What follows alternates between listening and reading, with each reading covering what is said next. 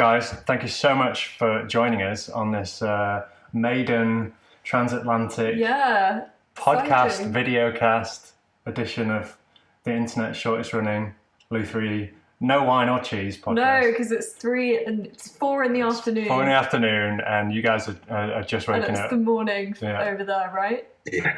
Yeah. This is so fun. I'm kind of tentatively wondering how this is going to go, but we'll see.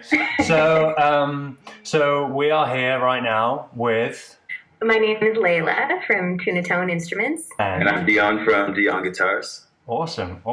So guys, you're in Edmonton right now, and it's cold as anything, right? It's minus 38 degrees Celsius. Is horrific. I'm so sorry. It's about as cold as it gets. Are you still riding in on your bike? I did this morning, yeah. Oh my god. Oh man. I was regretting it halfway through because my hands had gone numb. And I thought I may be ending my career, but... Oh my god. So you've had to turn the humidifiers off. Thank you for doing that, just for the purposes of the show. So I thought we'd get started just with a little bit of backstory.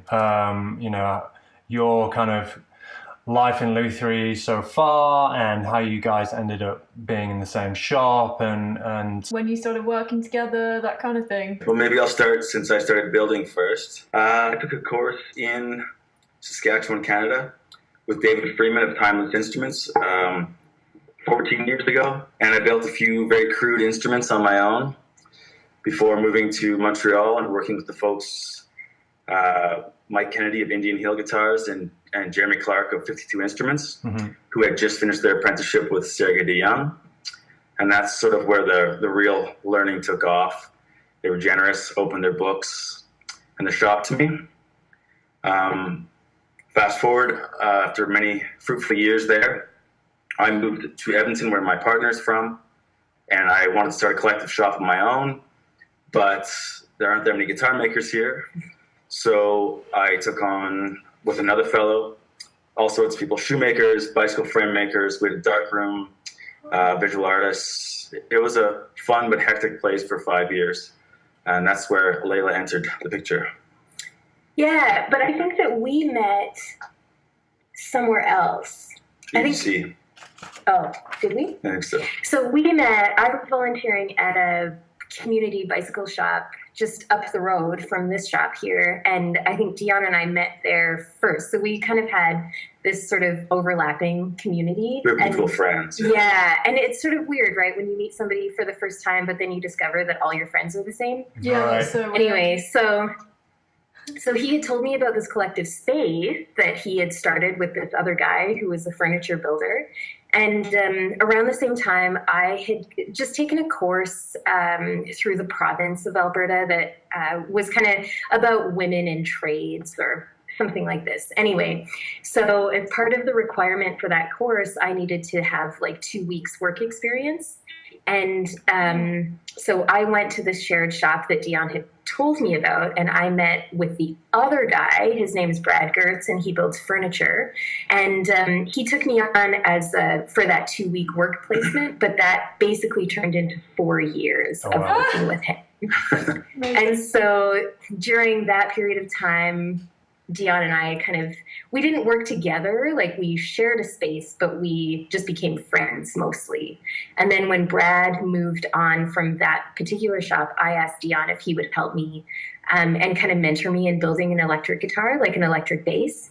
Mm-hmm. And that's kind of where this current relationship, I guess, started. Yeah. So you guys met, what year would that, when was that? 2013, 12? I'm the worst. Yeah. Okay. Word for it. And so, where did your interest in Luthery? Where did the desire to build the electric bass come from, Leila? Basically, I really wanted to stay in the shop and continue woodworking and sort of learning about just continuing, I guess, my sort of journey into woodworking. But then I had a friend who had this 1969 Music Master bass, this Fender Music Master bass, and it was so gorgeous, but also imperfect. And through her, I started to learn about short scale instruments and how major factories making short scale instruments never made them like these high fidelity professional quality instruments. They were mostly made for kids and women.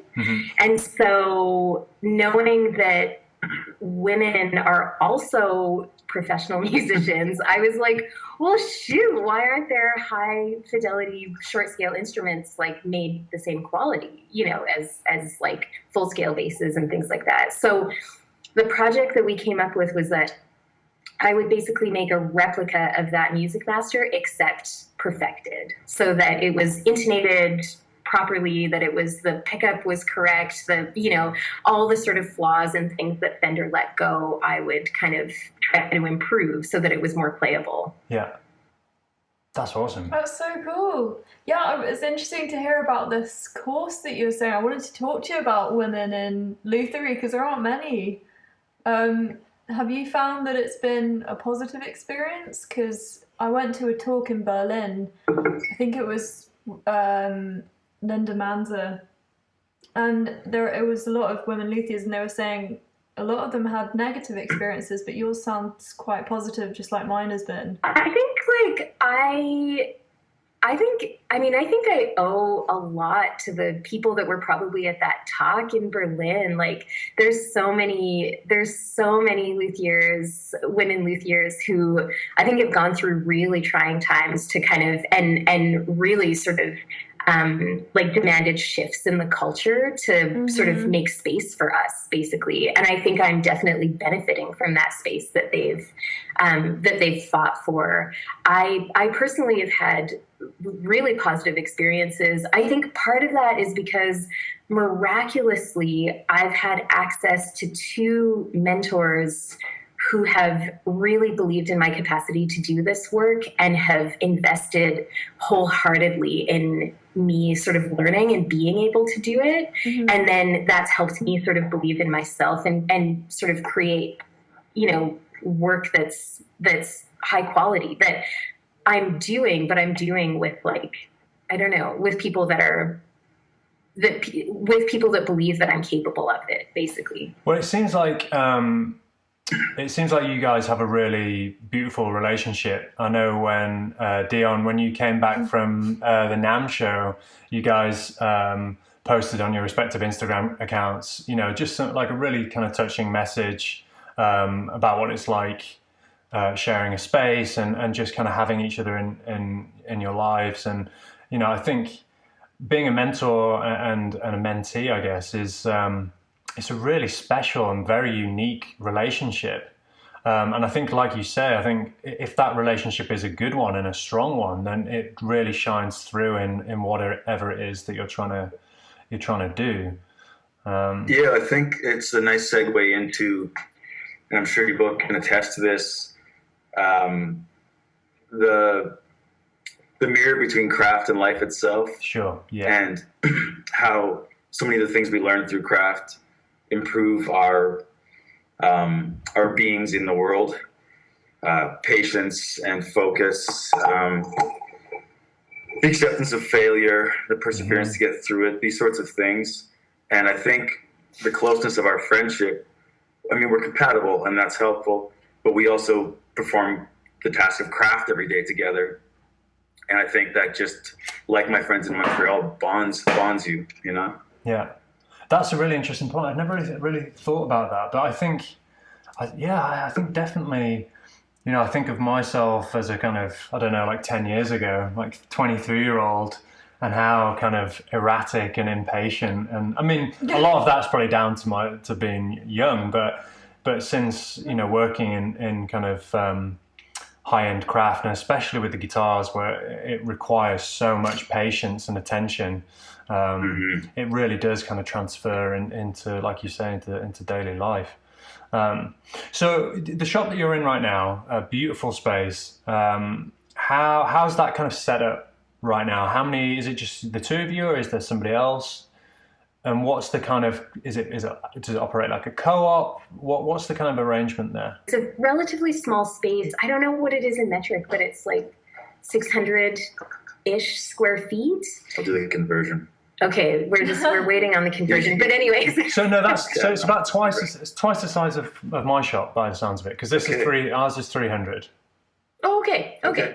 So, and then we just sort of, it's a space in Edmonton that we rent that's historically kind of been used for creative work.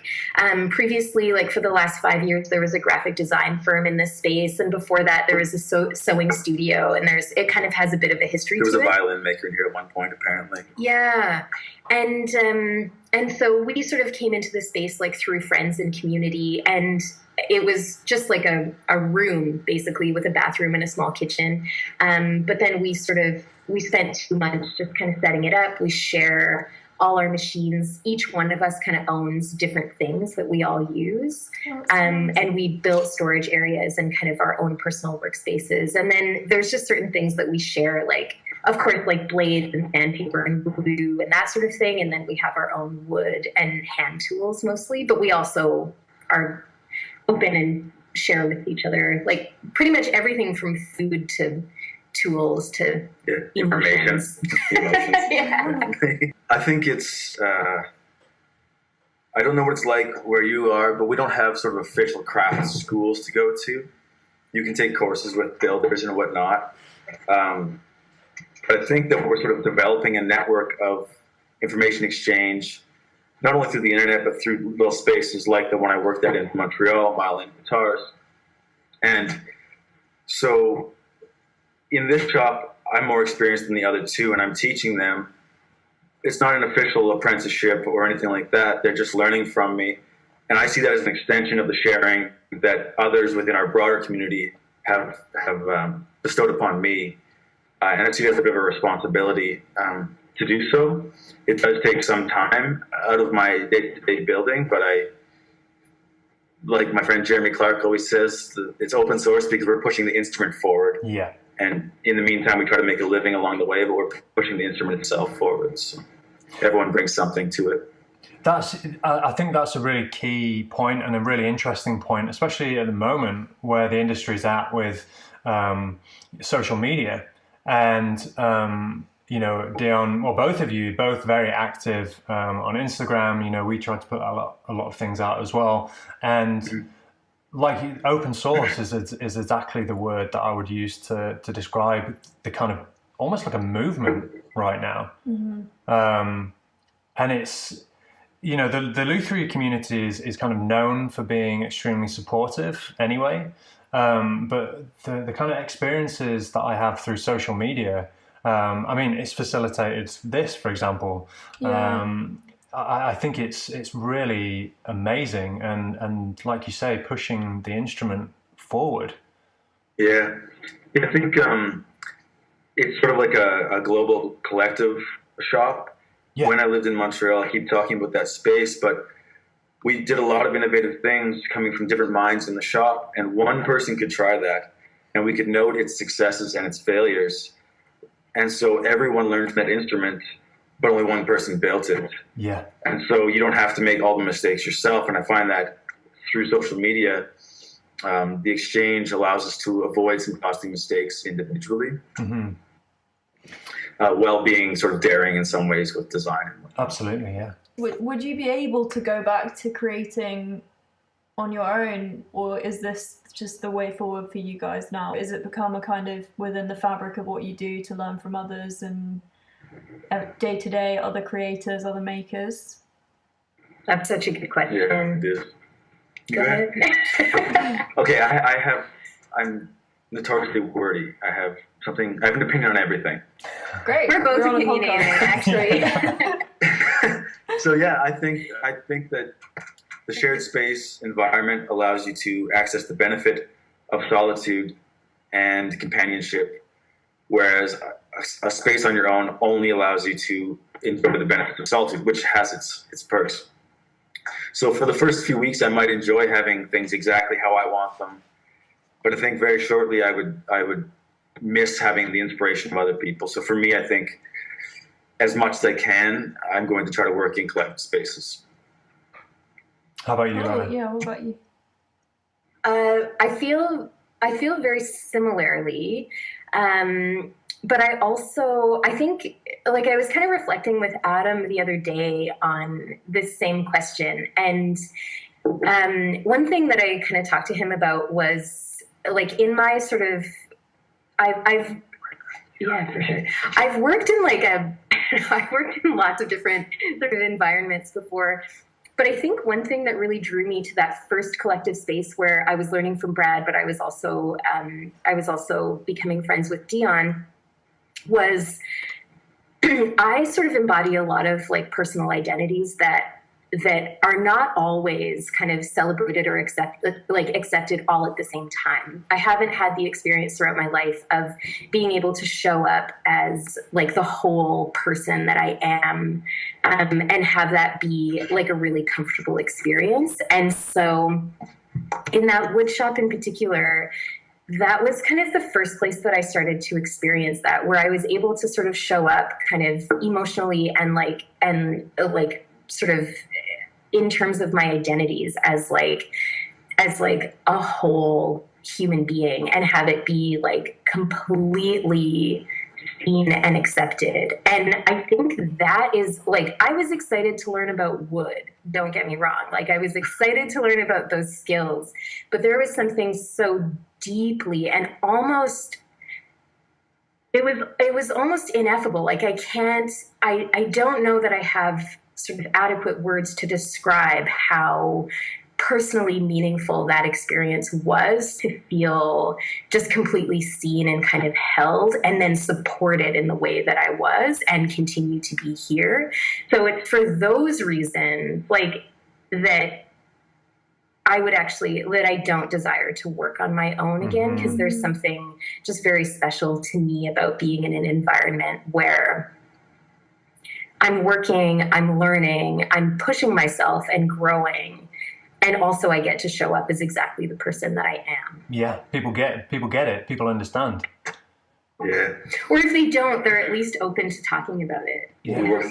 Yeah. If I can add one more thing to that, I think that, you know, as adults, I don't know what it's like where you live, but here, the geography of the city doesn't allow, and the workaday life doesn't allow for adult relationships to form in the same way that our teenage and childhood relationships did, where you spend long periods of free time together, sure, or like self-directed time together.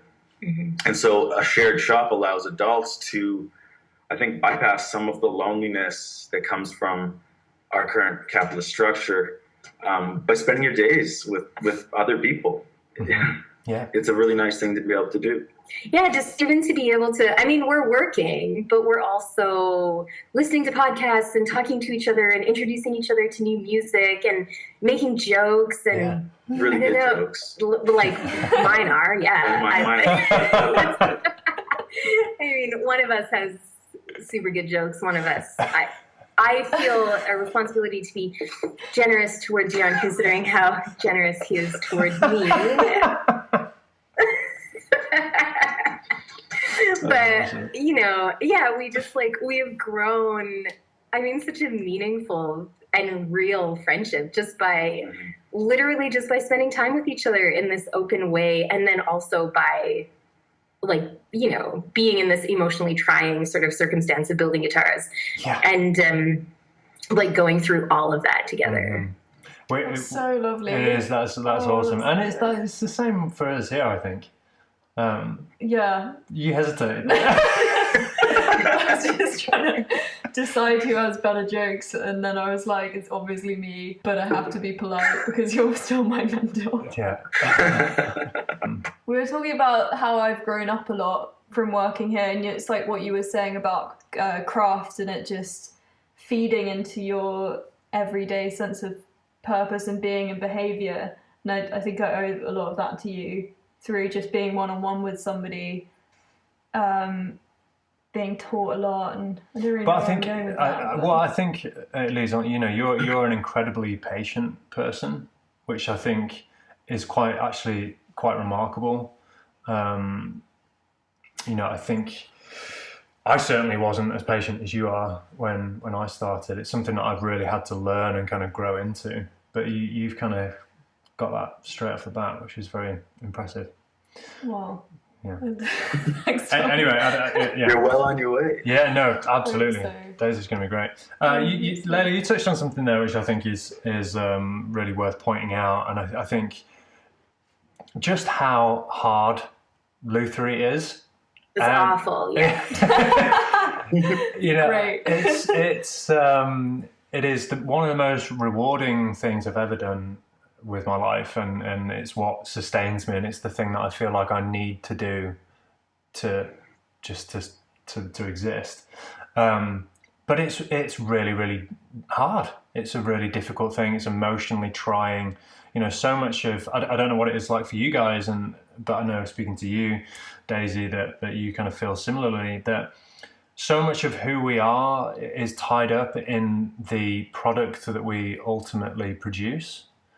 I don't know if that's the same for you. I know for me, it's kind of the guitar is my canvas. It's my creative outlet, and I feel that every one of my instruments has got a part of me, you know, embedded within it. So kind of going on from that, like, I wondered, how do you know, lutherie also has this kind of reputation of being very all-consuming, and people kind of get quite tied up in that. How do you guys find balance in what you do, and how do you learn to kind of cut yourself some slack and pick yourself up when things don't necessarily always go the way that you'd like them to? I think you should answer this one. Oh, You've been more stuff more recently than me. That's such a good question, Tom. That's such a good question. Dion and I were just talking about it. Actually, like you mentioned, you mentioned that sort of after NAMM, both of us making these posts about each other, and actually, like, the context of that post was, or that sort of dynamic was, I was actually at my day job that day, and I was just feeling so overwhelmed by deadlines and just feeling... Deadlines in your guitar building. Yeah, deadlines in my guitar building, and feeling just so overwhelmed by, you know, feelings of like, can I deliver? Like, can I actually do this? Like, I'm experiencing like setback after setback, like learning is so difficult in some, you know, because I'm a new builder.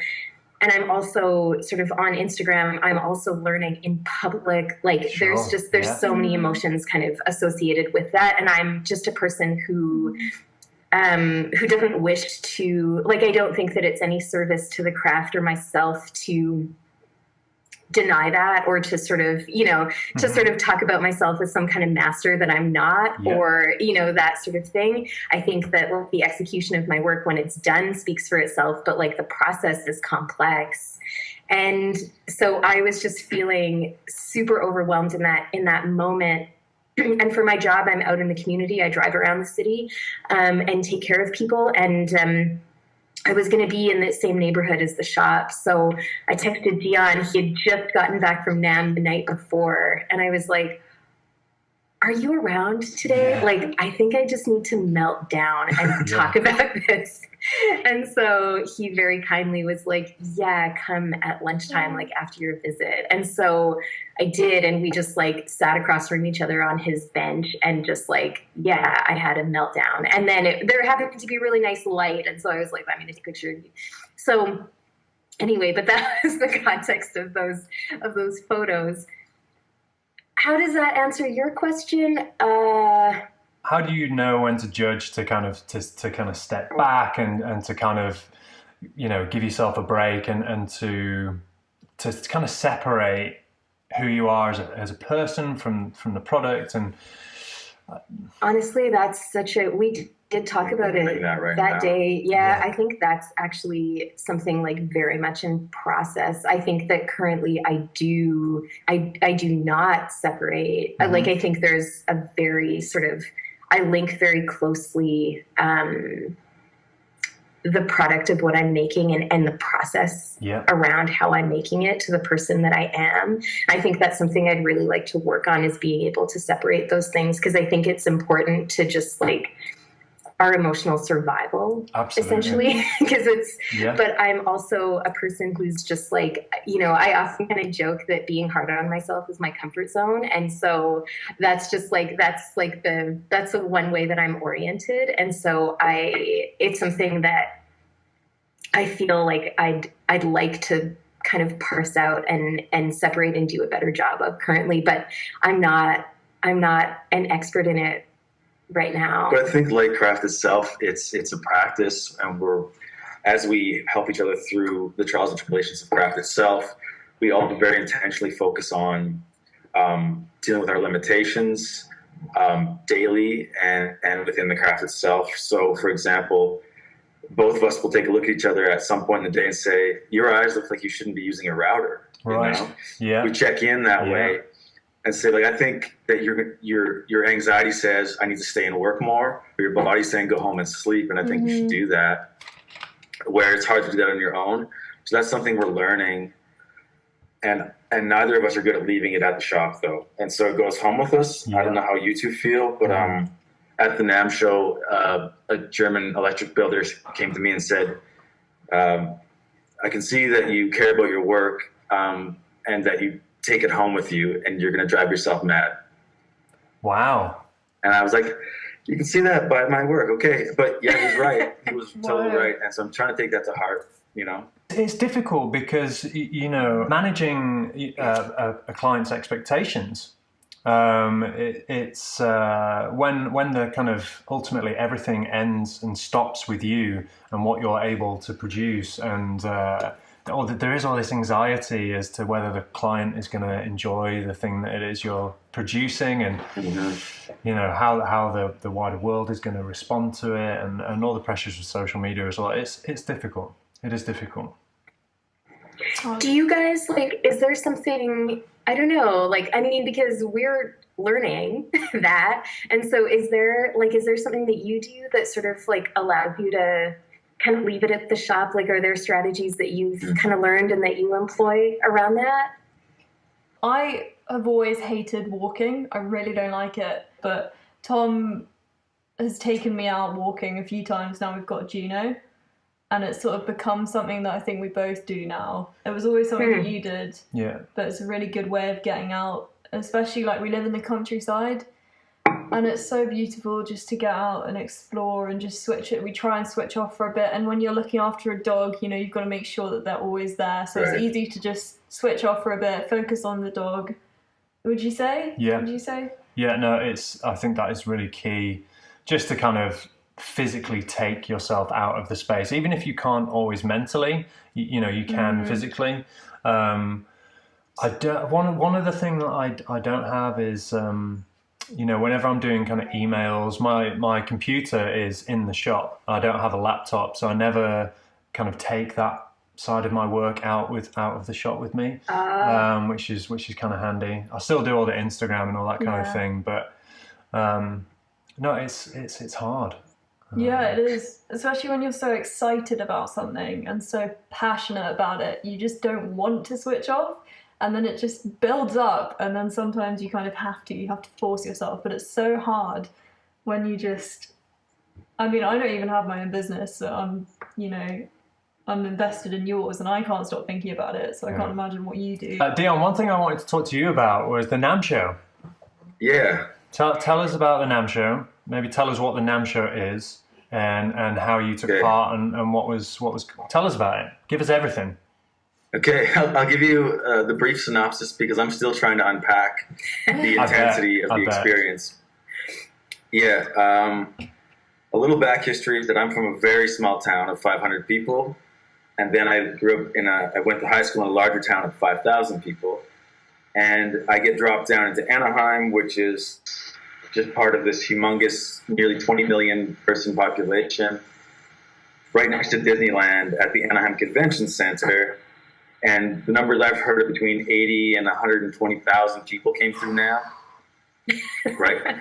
So it's just this huge thing. But Jamie, Gail, and Roberta, who curate and organize the Boutique Guitar Showcase part of the NAMM show, did a really excellent job of making sort of a nice, peaceful enclave within the chaos for us. And also it just suited the handmade guitar better. It had a more small show, sort of gallery feel to it. And perhaps weeded out some of the more commercially minded patrons. But yeah, it was great. It was chaotic, 4 days without the light of day, and standing at my table without really eating or having a chance to go to the washroom. Yeah. But the contacts I made, dealers, potential buyers, other builders, which I always love about shows, was on a scale I've never experienced. Wow. Yeah. So yeah, that's what I've kind of heard is the just how strenuous it is, and just you are literally non-stop on the go for 4 days straight. Yeah. I visited the NAMM show a couple of years ago, and just as a visitor, and I remember just being I could only handle it for maybe a couple of hours, and I was just like, I need to get out of here. I love the guitar and I love what I'm seeing, but there's just so many people. I just can't handle this. There's just so much to take in. Oh yeah. It's kind of ironic that it is by Disneyland, because it is kind of Disneyland for music geeks. Yeah. Yeah, the scale was something else, but for any builders who have the opportunity to work with the Boutique Guitar Showcase and their section of the NAMM show, it's really an interesting opportunity, because I think often we're isolated into handmade guitar or boutique guitar worlds, and we access the people who already know about that. Yeah.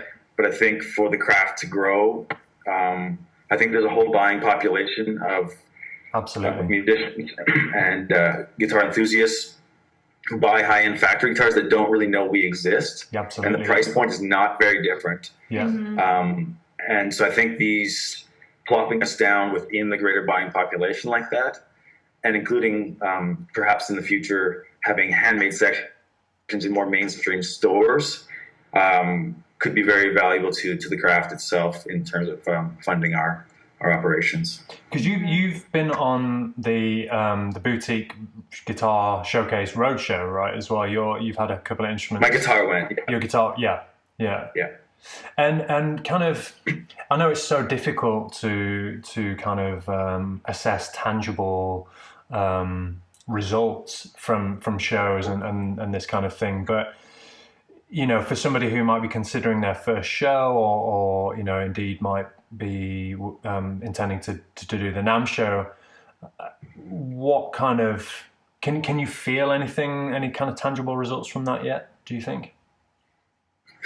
Like you said, it's really tough to pull apart, and I get younger builders who contact me a lot after a show and say, was that a good show, should I go to it? Yeah. And I don't always see results immediately or tangible right after a show, but I think about, and I know you two think about the marketing of your business a lot as well, like the sort of triangulation. Like if someone's going to hand over 8,000 American dollars to me, not ever having met me for one of my instruments, there has to be a level of trust. Sure, yeah. And I have to create the value beyond. First, I have to have my craft chops up and build a quality and well-designed, functioning, long-lasting instrument. And then after that, I have to create the value based on the trust that people might have in me. And so shows are a big part of that, and dealers are part of that, and social media is a part of that. And I think about it as kind of a triangulation. Someone sees my guitar on Instagram, says, I love that, but $10,000, which is Canadian dollars, is too much to throw out to somebody over an image. But then when I see that, they're part of the NAMM show and part of the Laconner Guitar Festival, which is a wonderful show here in North America, and they're on the podcast with Tom and Daisy, that to sort of create like a little triangle of trust where someone might step out and throw the money out. So I just think you have to do them even if you don't see results from that exact show. That's really cool. I really like this little triangle touch point thing. That's really I'm gonna use that. Got Tom on something there. Not gonna hit anything else for the next week. Dion's triangle. Is it? Are these meeting Dion's triangle criteria? Oh god. That's good. It's interesting. So in terms of shows, Leila, have you got anything lined up we met in person at the Vancouver show last August, and that's with Dion, that's where I met you as well. Have you got anything show-wise coming up? We talked a little bit on Instagram about this, but... Yeah, I made a decision so the Vancouver show was my first show ever as a participant or exhibitor, and I was exhibiting. When I hear about Dion talk about NAMM, I can't even imagine it, because Vancouver blew my mind. It was so overwhelming. Like, I don't know if I went to the bathroom even once. I didn't even have water. I was like, Dion was 2 tables down from me, and I was getting the person beside me to pass me his water bottle. Like, I was so incredibly ill-prepared. Yeah. And so I was stealing your water, then how was I going to refill it? Oh, anyway, so... I can't even imagine what NAMM would have been like. And then Sonar Festival in Montreal was the second show that I went to, and both were really different, but really like wonderful experiences. I have not made a decision about Sonar yet, but I did apply to Vancouver, and I'm going to go this year. Great. So that's my plan for this year so far, is to go to the Vancouver show. And in terms of instruments, do you have anything in mind? Are you going to plan something special? I mean, your instruments obviously are special as it is, but have you got something in mind for the show? For the show, I just want to get 2 completed. Right. Yeah. I built like a turtle. I'm so slow that's like the main sort of thing. So my goal is to take 2 this time, and they'll be basically the same model that I showed last time, but that pink guitar that I showed in Vancouver was like my first prototype, so this will hopefully be a little bit more refined. And is this the same guitar? I mean, I've seen the one that you took to Vancouver. Is this the same guitar that you were recently reunited with? Yeah. That was such a lovely story. Do you want to talk about that real quick? Because Oh, sure. Yeah. So I built this guitar, and it was meant as like a demo guitar, and kind of a show guitar for Vancouver and Sonar. And it was also like a prototype. It was the first guitar of that sort of design that I had built, and it was only my 3rd instrument, and it was, I think I would say, the first guitar that I had built that I was actually proud of, that I worked very independently on. I helped with quality control, but like you like direct the whole thing. Yeah. And I like manufactured my own parts for it, and like it was like designed the whole thing. Yeah, it was like a big sort of process. I will just say that, just to jump in there, it was definitely the standout instrument of the show for me. That's very sweet. It was really I really enjoyed. In fact, both of your guitars were I was just like, man, that's awesome. But yeah, Leila, that guitar was just so cool. But anyway, continue. Thank you. That's so nice of you. And so yeah, I took it to, it was finished like probably 5 or 10 minutes before we were leaving for Vancouver. I mean, that's an exaggeration, but not by a lot. Like, it was really stressful to get it done. And throughout that process, the process of building it was like just so intense. Like, I just learned so much. I grew so much. I was expanded and challenged. It was like, and that instrument just held all of that, for me. So it was really meaningful. And then I took it to Montreal, had a really wonderful experience, came back, and I work on sort of like the 2-dimensional designs of the guitars with a friend of mine named Aaron. And he was playing a show. He's a wonderful musician, and he was playing a show. And I said, oh, do you want to, like, it just came back to Edmonton. Do you want to play it for the show that he was really excited about? And he said, yeah, that'd be great. So he had it at his house for a couple of days, and there was a break-in at his house. And and of course, and unfortunately, he had to make this very difficult phone call to me that was basically like, our house just got broken into.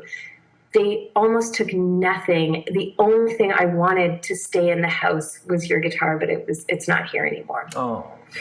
So we, did the things that we had to do, called the police and all this kind of stuff. And the police kind of assured me, like, no, don't worry about it. If it's pawned, like, we've got it covered. We'll an airtight system. Trust us. We're the police. Yeah. And so being very distrustful of the police, I was like, F that. We're going to do our own campaign. So we like took it all over social media. Thanks to the both of you for spreading word.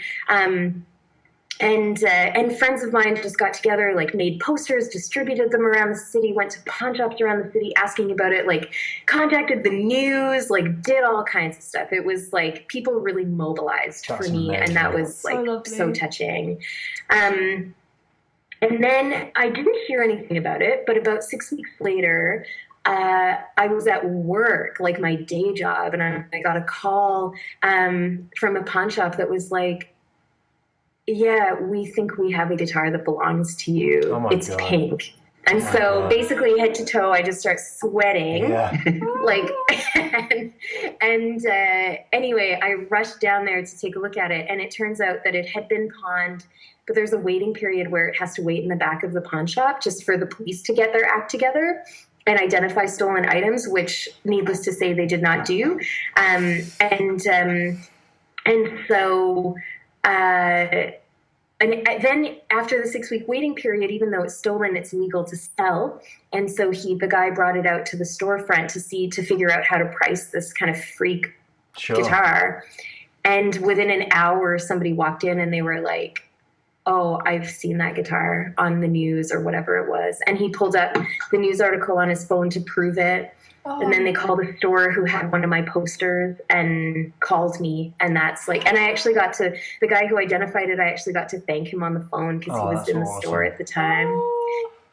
Yeah. And so anyway, I had to wait. They wanted to go through the police and charge the person who had pawned it, even though I didn't want charges to be laid. So I had to wait. I had to leave it in the pawn shop for 2 weeks, but, no. Which was a little bit scary. Yeah. But, anyway, I was actually able for, I basically, the pawn shop paid $20 for the guitar, which is a pretty good deal for them. And so I paid the pawn shop off. I gave them $20 and I convinced the police not to charge the person. So nobody was charged, like nobody got in trouble, which was the outcome I wanted. And now it's home, and it just got bit by a dog, but it's totally whatever. It's just, it's just sort of, it's going to collect all kinds of stories. So this guitar, this is a forever guitar for you. You're just going to hold on to it and it's going to be, that's awesome. That's so nice. What things are to see? That's awesome.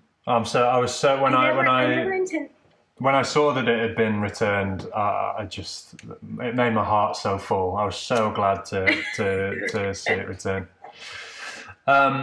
Dion, without doubt, you're one of my favourite steel string builders. I take a huge amount of inspiration and from you. I just think what you're doing is fantastic.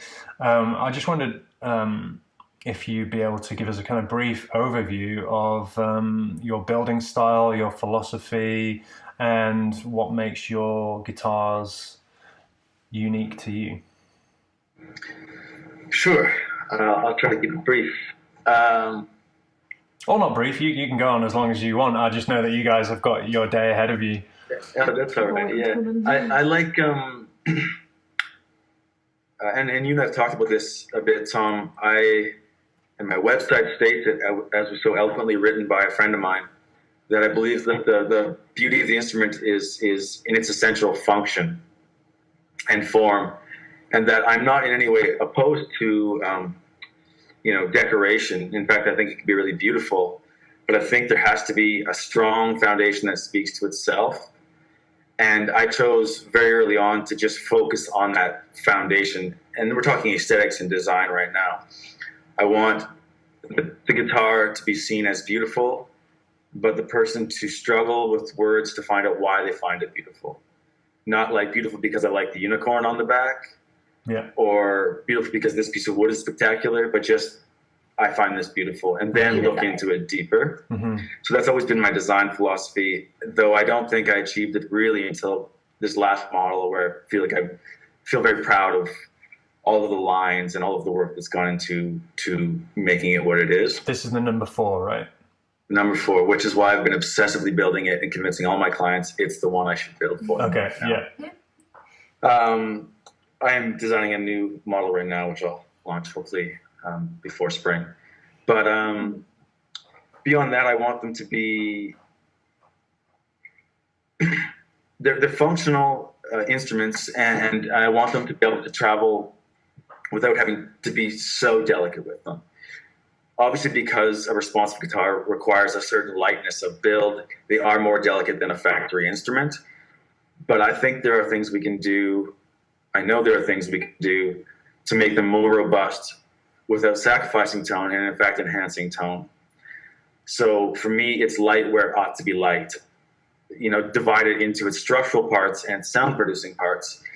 I think because we're so beholden to the wonderful early Martins that we think light, light, light, but we should refer to those instruments because they're wonderful, but we have all of those measurements, all of that history, plus modern materials and the exchange of information that we've talked about. And so we should reference those instruments not only for their tonal beauty, but also for their structural flaws. So my sides are thick and are not part of making sound. They're part of the structural element. Yeah. The upper bout of the instrument I don't see that as a sound producing area. I'm going to double it up, make it thick. It's not going to crack. It's not going to cave. All of those things allow me to lighten up the main sound producing part of the soundboard itself. But also, and there are thousands of ways, I'm sure, to build great guitars. But for me, the energy that we transfer from our hand to the string, to the bridge, and ultimately to create that first excitement of air in the air column, anything that vibrates on the way to doing that dissipates into heat and not into potential sound energy. So I want my neck to be stiff, rim to be stiff, and I want the energy to be as much of the energy from my hand as possible to go into the string, and into the bridge. The back is then, as you've seen if you follow my Instagram, a laminated structure, which I got from Jeremy Clark of 52 Instruments. He's a wonderful classical builder and an early mentor of mine. I've had to modify the proportions for the power of the steel string instrument. It is laminated, but not a pure reflector like most laminated backs. It's not like a glass plate that the air column hits. It is still controlled for stiffness in all directions, but through the layers of laminations and the Nomex in the center. And so it acts as an amplifier to the air column created by that initial transfer energy through the string. So it moves much like a speaker cone. So yeah, I want the guitars to be repairable, long-living, and responsive. And I think that was an amazing dissection of your very, very eloquent and concise.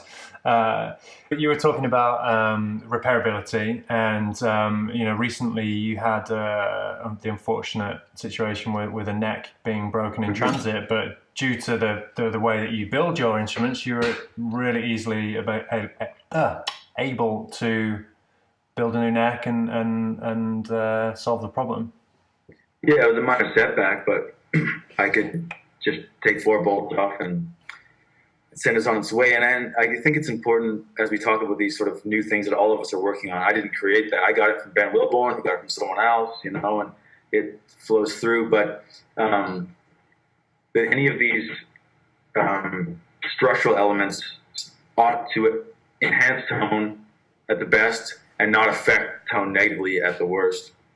So I think there's this idea that, that dovetail is great, and if you want to build that way, that's cool. But for me, I found this to work, and it's not a sacrifice to tone. It's for me, it's an enhancement of the quality of the instrument.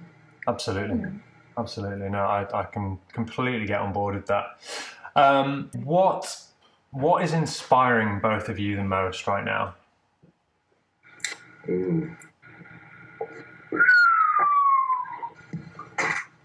Stumped. Or what's really motivating you? What's the fire under your ass right now? Not to get too existential, I'll keep it brief, but they're trying times we're living in globally, climate change and political unrest. In Canada, we're seeing the rise of white supremacy again. Not that it hasn't always been structural, but in a very overt way. And I don't want to distract myself full-time from that because I want to focus my efforts to combat that in any way that I can. But I do need to find a place to rest, and I rest within my craft. Mm-hmm. And that's my motivation. It keeps me inspired to keep moving forward in life. And so just the world's conditions itself. Yeah. Yeah. I can totally How about me? agree with that. And Leila. Yeah. No, that's not what I meant. Are you serious? Well, I'm joking. No, I was wondering if you could answer it for me. I think part of what really kind of motivates me, what motivates me right now the most is that this place and this work is simultaneously so challenging and so expanding personally. And I don't think that I would be very motivated to do it if it didn't translate very materially in me feeling like I'm becoming a better person. And I think that is my primary motivation. In terms of, go ahead. No, you go first. Just in terms of, I have many builders who inspire me. But as I get further and further into the industry, I have so many good friends in the industry that I don't want to leave anyone out. So sure. I don't want to start naming off the wonderful builders that I'm inspired by for fear of forgetting somebody. Absolutely. No, I appreciate that. I think finally, just one last thing, which I think is important. And I know that people ask you this a lot, Dion, and it's something that I get too. Is, Dion is somebody who's been doing this a number of years now, and Leila, somebody who's kind of just getting into this. What do you say to young builders, people who are interested in Lutherie, people who are wanting to get started with guitar making and don't really know how? What do you say to those people? Yeah, I am approached a lot through social media, but also in my day-to-day life here from people who see the romance of craft and guitar building specifically. And while that is romantic, and I find it romantic even to be involved in, the first thing I mention is that it's a steep curve, that even if you're at the top of the game, you're not going to earn probably the income of a school teacher, which is a more important role in the world than guitar builders. But that you should learn that the work itself is going to be satisfying such that you probably won't need to access mass consumerism to find joy. And so the first thing before you become a guitar builder is to learn to live on less. I can get on board with that, for sure. Yeah. And then there's a lot of hard work, and it's a very competitive market right now. When I started, if I look at the guitars that I was building, which I was doing the best I can, and they were accepted, today those builders wouldn't be, those guitars wouldn't be accepted in the market because of this open exchange. The instrument has gone so far. So you have to be willing to do the hard work of getting there, and don't put anything out that you can't stand behind. Yeah. Leila, how about you?